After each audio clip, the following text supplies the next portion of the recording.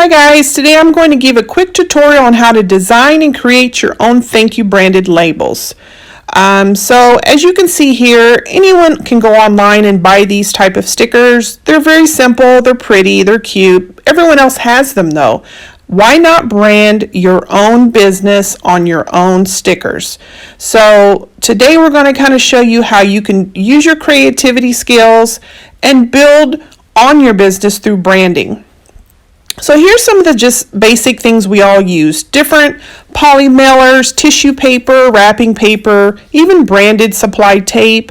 Yes, that gives a little bit of an impression. I like to put stickers also next to my shipping label, appropriate for the season. Kind of gives some little creativity as well.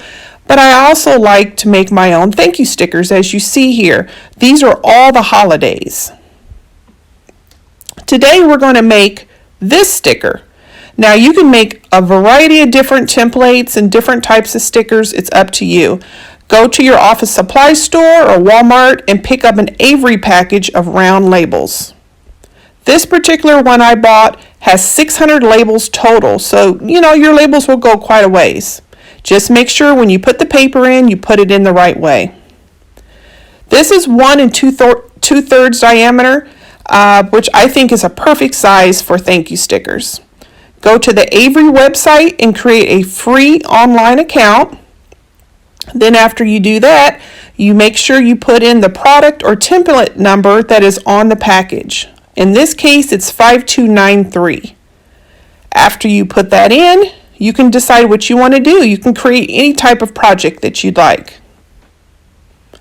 So in this case, you put in your template, once again, the number, and then you pick what you want to do, which we're making stickers, round labels, but you see there's a variety of other things you can do. Here's some of the designs, and there's a whole lot more that come out every so many months. You'll get an email with the new designs. You just pick what you'd like, and here's some examples of things that I've created, including business cards.